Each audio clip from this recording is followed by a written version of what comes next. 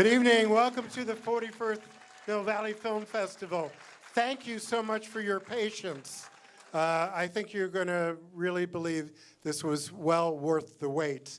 And thankfully, it's not 100 degrees in here, so thank you for small things. This festival takes really a village to put together.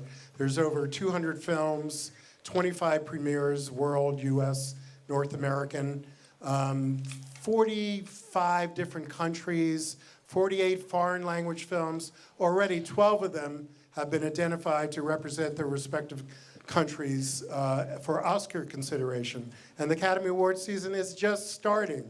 So there is so much to see here, and I am just very happy, and our incredible staff is totally excited to share the fruits of this effort over the last year with you. So thank you for coming here tonight. As I mentioned, this is a village, and it really does take many staff members, independent contractors, donors of all kinds, and volunteers to put this whole event together.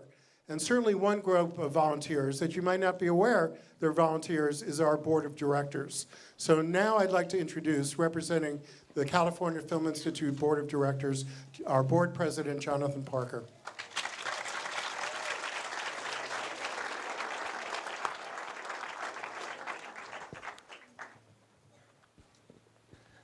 Thank you, Mark. Everything okay? Thanks very much. I'm Jonathan Parker, and I'm very honored to be the president of the board of the California Film Institute. CFI is on a mission. The mission is to educate, to inspire, and to transform lives through the power of film. And the California Film Institute produces the Mill Valley Film Festival. It produces Docklands, the documentary film festival, now in its third year. It sponsors CFI Education, which presented free film programs to 7,000 students. It sponsors the initiative Mind the Gap, which is a gender equity initiative, and the goal is to have 50% female filmmakers in the Mill Valley Film Festival by year 2020. This edition of the festival has 45%. 45% of the films were directed by women. The CFI also operates the Smith-Raffel Film Center year-round, which is going to have its 20th anniversary next year, and achieved the highest box office in its entire history this year, primarily due to two spectacular documentaries, RBG and Won't You Be My Neighbor.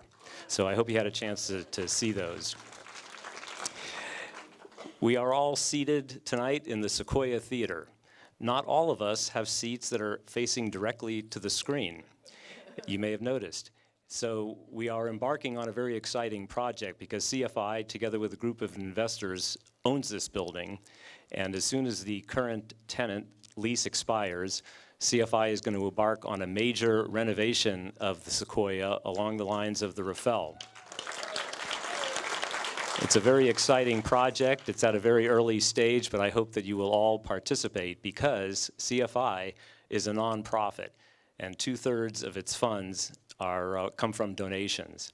I wanted to thank our opening night film sponsor, Wells Fargo. Wells Fargo has been, yes, they have been an unwavering, steadfast sponsor of CFI for a decade, and they are actually one of the largest sponsors of nonprofits arts groups in the country, so we're very, very grateful for their participation.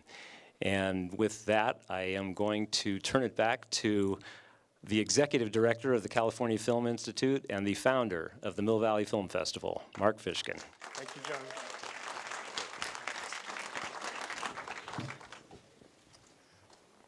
There's a lot that's happened since our 40th anniversary last year. Not all good. Problems at our border where people are separated from their families, issues with climate change, race, Charlottesville. Lots been going on. But the artists that participate in this festival are not just shying away from these subjects. And these subjects and these issues didn't just start in the last year or two. They've been here for a long time, and our filmmakers are aware of that. And you're going to find in this festival a lot of films that deal with these important matters. I've said some of this before, but I think it's worth repeating because I believe it. You know, to be a really great film, we love all kinds of film. We love every kind of film you can imagine. But to rise to greatness, a film needs something to say. And I think the filmmakers that are participating this year have a lot to say, and I hope you take advantage of everything that's here.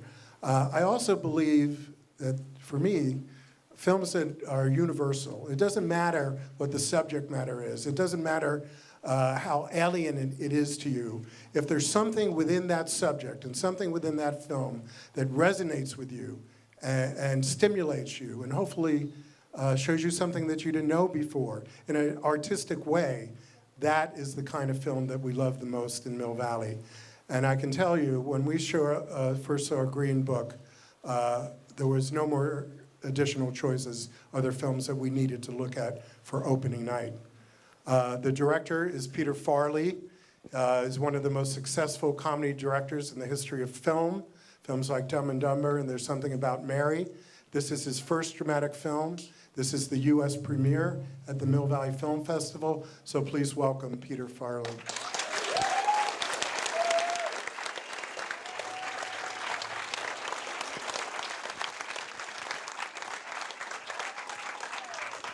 Thank you very much, Shannon.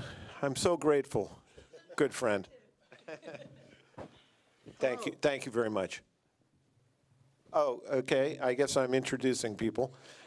I thought, first of all, I'm going to wrap this up very quickly. Let me just say we have the great Mahershala Ali with us. Please come on.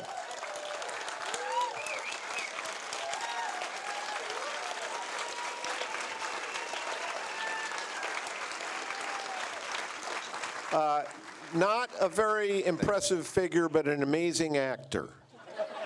Amazing actor. So just bear with me here. I also want to say that we have a bunch of people with us. We have the writers Nick Vallelonga and Brian Currie are back here. They will come up afterwards. And a few of the actors from the movie, Paul Sloan and Mike Hatton are here. And I also want to introduce Steve Farneth, who helped us get this movie made. He played a huge part in it, and just a hand for him. I really don't want to talk much about the movie until after you've seen it. I think it's a little presumptuous, so why don't we just do the movie, and then we'll come back afterwards, unless you would like to say something. Oh, thank you for coming out. Excited to see you. I hope you enjoy our film. It was an extraordinary process and time working on it. And yeah, enjoy. You didn't come here to see me talk. Thank you very much. Yeah. Some guy called over here, a doctor. He's looking for a driver. You interested? I am not a medical doctor. I'm a musician. I'm about to embark on a concert tour in the Deep South. What other experience do you have? Public relations. Do you foresee any issues in working for a black man? You in the Deep South? There's gonna be problems. Promise me you're gonna write me a letter. I promise. Tell me that don't smell good. I've never had fried chicken in my life. You people love the fried chicken. You have a very narrow assessment of me, Tony. Yeah, right? I'm good. Who will be interacting with some of the wealthiest people in the country? It is my feeling that your diction could use some finessing. But why you break my balls? Because you can do better, Mr. Vallelonga. Dear Dolores. I saw Dr. Shirley play the piano. He's like a genius, I think. Come on, take it easy. I prefer not to get grease on my blanket. Ooh, I'm gonna get grease on my blanket. This gentleman says that I'm not permitted to dine here. I'm afraid not. How does he smile and shake their hands like that? Because it takes courage to change people's hearts. What are you doing? A letter. May I? Dear Dolores, sometimes you remind me of a house. You know this is pathetic, right? Put this down. The distance between us is breaking my spirit. Falling in love with you Was the easiest thing I have ever done. P.S. Kiss your kids. That's like clanging a cowbell at the end of Shostakovich's 7. That's good. It's perfect, Tony. Come on, get out now. You never win with violence. You only win when you maintain your dignity. You don't know your own people. You, Mr. Big Shot, doing concerts for rich people. So if I'm not black enough, and if I'm not white enough, then tell me, Tony, what am I? Anyone can sound like Beethoven. But your music, what you do, only you can do that.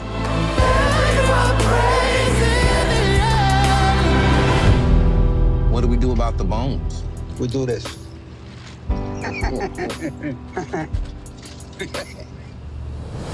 Pick it up, Tony. Squirrels would have ate it anyway. Pick it up.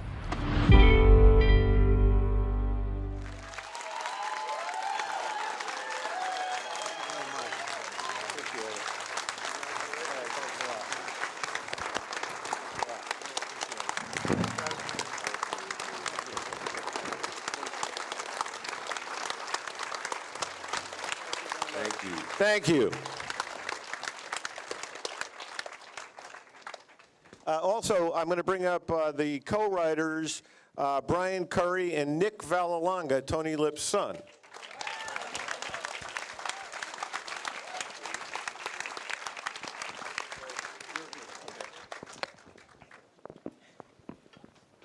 Here, would you guys mind passing the wireless? Yeah, pass this. Okay, yeah. No, thanks. Well, Nick just joined us immediately to Mahershala's left, and that's Brian, the co-writers and co-producers. You know, Peter, I think, everybody's probably going to want to know right now and how all of you got involved, and obviously from the inception and to the point that you became the director. If you guys could share that with the audience, that would be great. Okay, but before we get going, I just want to say thank you very much for having us here. It means the world to me. This is my first film festival circuit. Dumb and Dumber, believe it or not, never played at Cannes. That's funny. No, it wasn't at Cannes and or anywhere. And I want to thank Mark Fishkin for this. This is a wonderful night for us. I'm so grateful. Thank you for having us here. Well, thank you.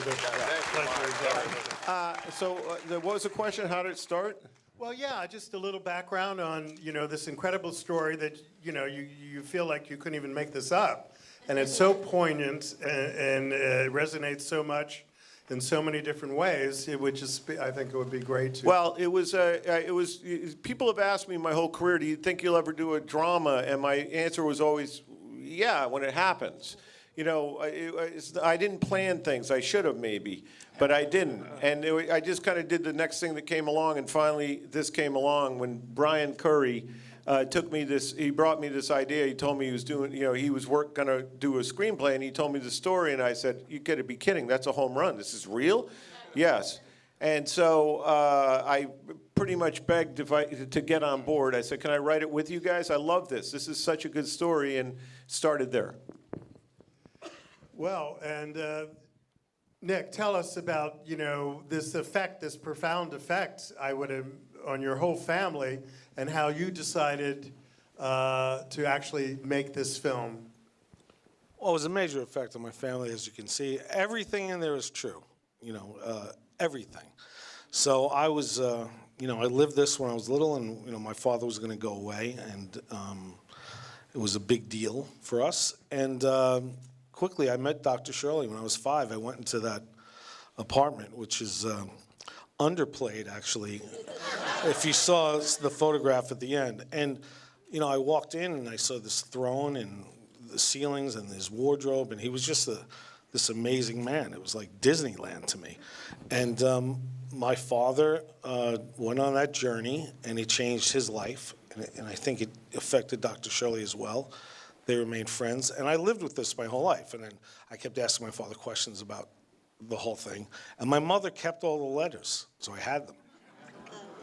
So I read them all, and actually in one of the letters my father was writing, so my mother said, Dolores, keep these letters, I want to read them one day. So I had them. So I'd always planned on doing it. You know, as a young man, I became an actor, a filmmaker. I was going to do it. I was going to do it. Dr. Shirley had asked me to wait till he passed away to do it, to not make it until that. He said, I want you to tell everything that's in there, and I want you to tell the truth and what your father told you and what I tell you. So I did. So then Brian and I had dabbled in a couple things together, and he said, what do you want to do? And I said, well, I'm going to do this thing about my father, and I told him the story. And he said, you're nuts. We got to make this. So I decided to bring Brian on, and then Brian brought it to Pete, and here we are. It's just an amazing, amazing journey. Pete, I can understand why you cast this film the way you did, but tell us a little bit about how that actually happened in Mahershala in terms of how you and Viggo wound up working together. It's just, there's times when you look at a movie and you say to yourself, I could never imagine anyone else playing those roles. And that's the feeling I get. Well, thank you for that. That's good. Viggo and I met during the award season. He was nominated for Captain Fantastic, and I was hanging around with Moonlight, and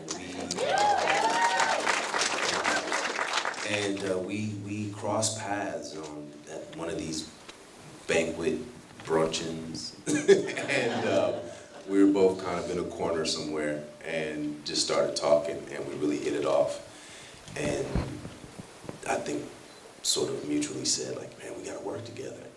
Which, for him to say that to me, especially at that time, I was just like, you know, really moved by. So a few months passed, and I'd gotten this script, and the character, I hadn't seen Doc Shirley before in film, you know, just, and the two of them together, I certainly hadn't seen. And so we honestly were making a tiny little movie. It was like us in a room, kind of banging it out, and tweak here and there, and just to make sure it had the best chance to really resonate. And so, but just imagining working with Viggo, and really excited to work with Pete because he was doing something different. It wasn't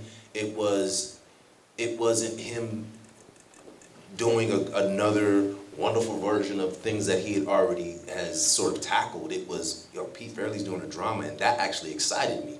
And it ended up being funnier, I think, than what we initially intended. Like, we weren't, as great as the script was, as tight as it was, I think in part because of the collaborative spirit around the whole piece, I think that the project and our time together had a very special and specific sort of chemistry, and I think it allowed it to end up playing funnier than what it even read, even though it read really tight. Yeah, that's the truth. That is the thing. I never thought this was funny. For 2 years, I was telling people I'm doing my first drama until we're shooting it, and I'm seeing these guys elevated everything. Like a conversation about, you know, the one about the orphans. You know, he goes, the kids sitting around the campfire, and he goes, Orpheus in the underworld, and then, you know, Viggo, yeah. Like, he doesn't say, what? I didn't know that. The way they played it, as they were doing that, I'm thinking, this is hilarious. And it never occurred to me. It really wasn't funny, but it's what great acting does. It elevates it. And Viggo, we were talking about this tonight, Viggo had no idea how funny this was because he's in the front seat the whole time. And he's not seeing him. He's not seeing Mahershala. I'm sitting up there dying laughing. Everything Viggo says, Mahershala's got the perfect reaction to, but it's subtle. So Viggo has no idea until he saw the movie. He called me, this is hysterical. He said, do you see what Mahershala is doing? I said, yeah. I forgot that he hadn't seen this. But so he was not looking in a rear view mirror. No. He was looking in the camera. He's just looking straight ahead, hoping that, you know, Mahershala is doing Mahershala, which he was. Wow. I just wonder if a film that was made nearly 50 years ago or more can have an effect on what we're doing now. And I believe that to be true. And I wonder what each of you think about that, you know. And I know, Mahershala, you said something that I read somewhere about comparing it to what's going on now in terms of, let's put it this way. You were in the car, you both thought differently, and it came to this beautiful conclusion where you can put yourself in someone else's shoes. But now it seems it's even harder to do that. Well, I think we sort of live in this time when there's this larger algorithm happening with our technology, and so the things that we want to see, we kind of get like-minded opinions, and so we kind of, and so there's very little cross-pollinating of ideas. Like how do you get informed about other aspects of our culture that you wouldn't actually naturally just come across in your community? So how do you learn about people that are outside of your space, from our papers, from our news, from our technologies, from our phones? And so therefore we live in a time of this echo chamber, right? And so it's created a form of segregation, a segregation of ideas, and therefore communities that go beyond color, but just in ways of thinking. And so I feel like that there is a mirroring of a time in our country where it was legitimately and by law, this color, this community over here, this community over here, you have less, and keep it moving. And so I think that there are some real lessons to be pulled that are inherently in the story, that I don't think it was, we got a message, make a point, that I just think by virtue of how different these two people were, and that they were truly really friends, but they watching the journey through the beginning of that friendship, I think in some ways speaks to our potential right now in this time. You know, living very different lives, having very different ideas, but finding within ourselves a willingness to listen to one another, no matter how difficult it might seem, to really listen to one another with the true intention of growing and understanding something else about the other person. I guarantee you there's something else that we could learn about this other group or these other people, something that we will have to walk away from that having grown as a result. So I think that that's what I see in this film. Yeah, and Nick and Brian, obviously, Nick, you're Tony's son, and Brian, you've known the family for a long time. Yeah. And you could see in the movie how your mom was not happy with your dad in the beginning of the scene. She wasn't happy with him with a lot of things, but... Now, we'll isolate it to the race element and the plumbers that were in there, and how she felt as being, as you've said, she's the heart and soul of the movie. When you guys wrote the script, and yes, and I agree, it seems very evident you didn't try to make a message movie. It came out of truth and observation. Yes. But when you were writing it... Well, I mean, this message I felt was always there. And it's odd that, you know, people seeing it now say, wow, it's so important now. And it is. But whenever I maybe might have made it, it still would have been important, any time between then and now. And it's amazing that it still is important now. And Pete was very, very on top of us with... He didn't want to, you know, it's called Green Book. There's enough Green Book in there to let people know. What? There was what? What was that Green Book? And you can look it up. I think the message is about the people, and there's lots of films that could be made on this subject matter, and there's some out there now. So we chose the path, and Pete said, keep it about them, the relationship.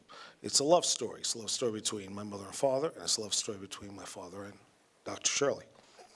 That's what we thought.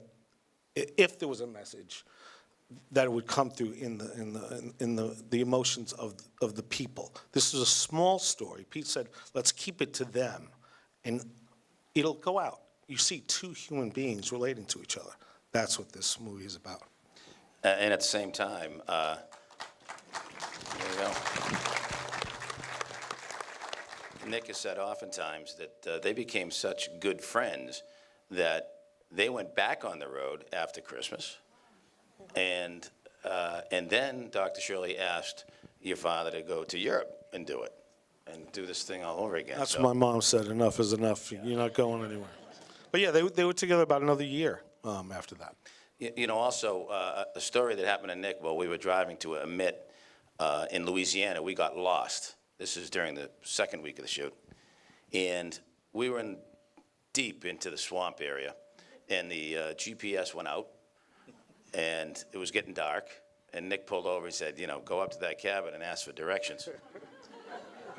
And I got halfway there, and I said, Nick, I could get blown right off the porch here. So I went back in the car, and he said, and now imagine doing this in 1962, you know, without GPS and everything else. So it's amazing how it resonates even today. And I knew his father. It actually is, it's like 56 years of friendship that it took. I've known Pete for 26, I've known Nick for 30, to finally get a story like this told. And, you know, so happy it was told for your parents, certainly, you know. So, Can I get credit for my year of knowing you? yeah, that's it. 37. So should we open up for questions? Please. All right. Just one last thing. I just want to say how Pete really steered this ship, and that film is a masterpiece to me. Thank you very much. Appreciate it. No. Okay, we're going to take some questions from the audience. It's a little bright here, so right over there toward, yes, you turn around. Okay, the question is, can we talk about the piano playing? What do you want to talk about? It was very much a collaboration with the great Chris Bowers, who I studied with and took lessons with for several months going into the project, and then we continued to collaborate while we were shooting. And I think the main thing with the piano work for me was how it informed me not sitting down at the piano, but how it informed the character throughout the rest of the journey. And if you see a dancer on the subway in New York City, you know that's a dancer. You know, how they live and breathe, how they're in their body. And so just in my observation of just like looking at people who have mastery in something, that it tends to affect how they carry themselves in the world. And so, yeah, that was the most important thing for me with feeling connected in some way, shape, or form to the instrument. Right over here. You slipped Bobby Kennedy's calling Martin Luther King. After Martin Luther King tried to integrate the richest department store in 1962 in Atlanta, and he was jailed for it.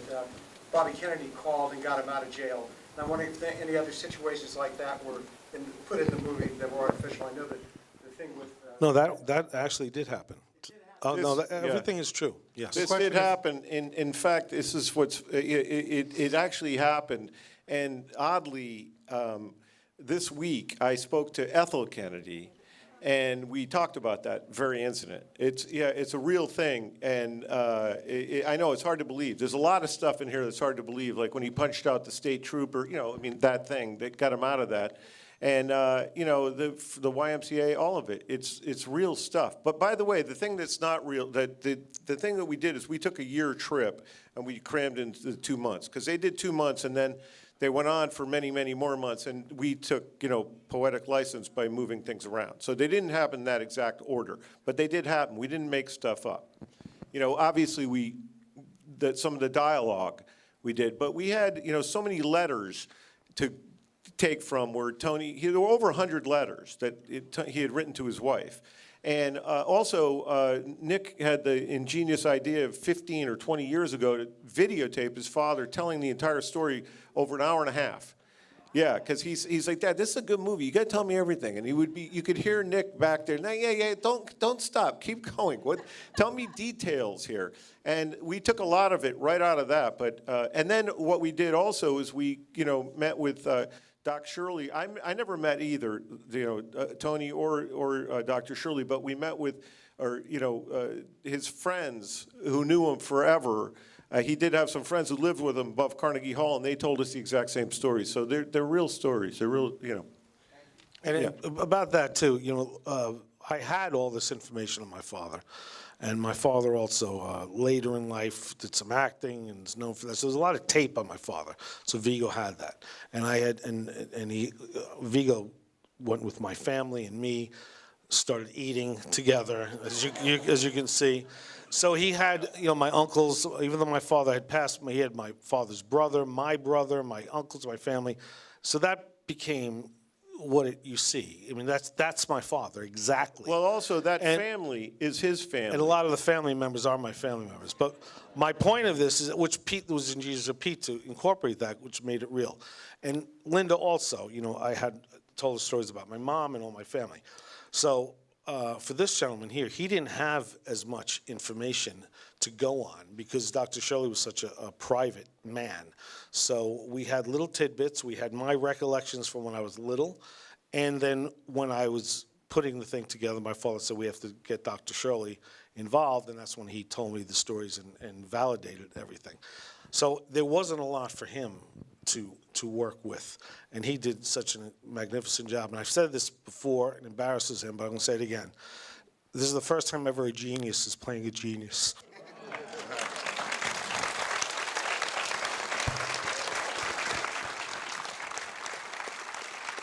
Yes, there's a woman right here in the middle.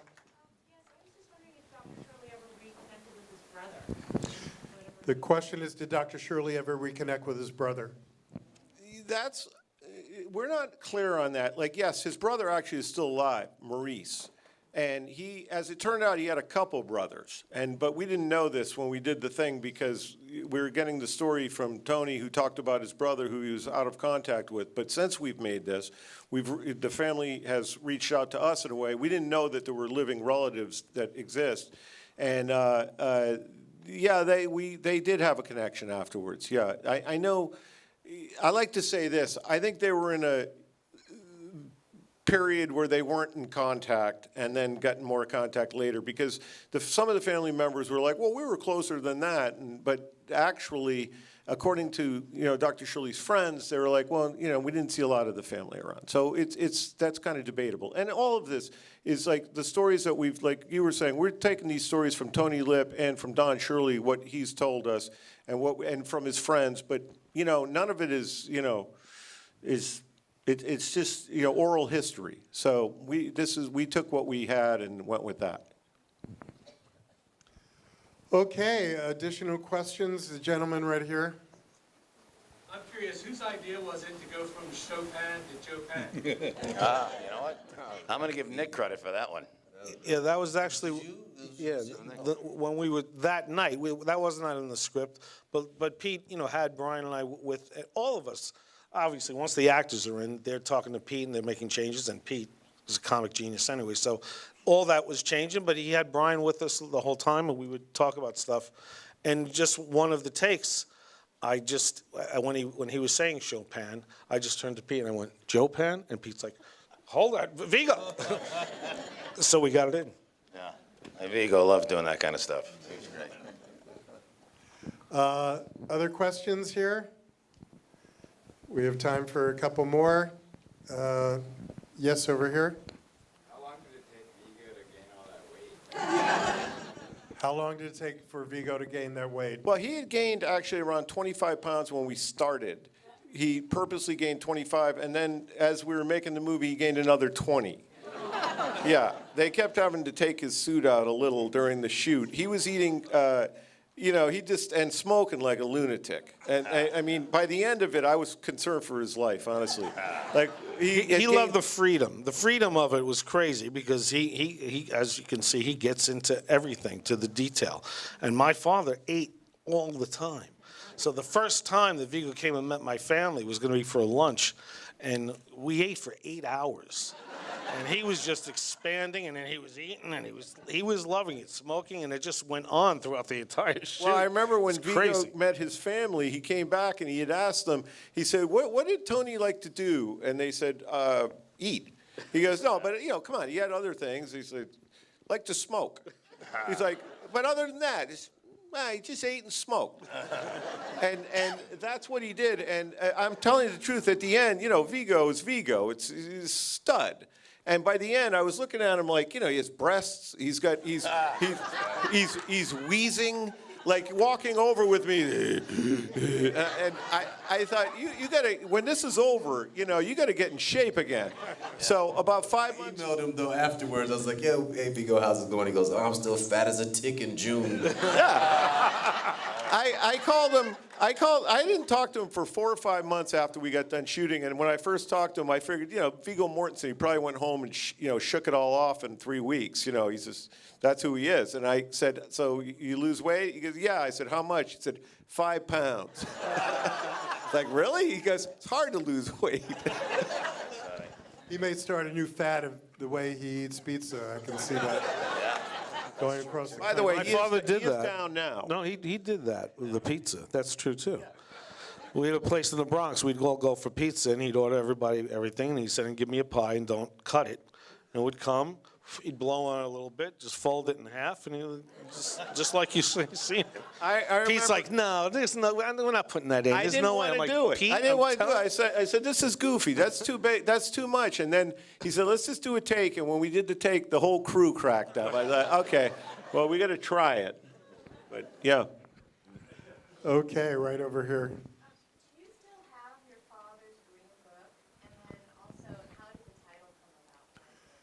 The question is, do you still have your dad's green book, and how did the title come about? I don't have the original one he had. I have all the letters, but I couldn't find that. My mother kept everything, but then we moved, and we had a flood in our house and stuff like that. And then, you know, I think it was Pete that finally came up with the title. And Well, what happened We is- had several titles, but When we were looking at his father's videotape at some point right in the middle, and we're already into this, writing it. It was just the story I liked. But he says, yeah, and then they gave us the book where the black guys can stay. And I was like, what? What is that? And he says, and he's saying, yeah, they gave us some book where the black guys can stay. And I remember Googling, what is this, you know, and I came up with the Negro Motorist Green Book. And I'd never heard of it, and no one I knew had heard of it. In fact, you know, my black friends, I would say 8 out of 10 people had not heard of it. Older guys had, guys who grew up in the 50s and 60s knew of it, but younger guys, they knew nothing about it.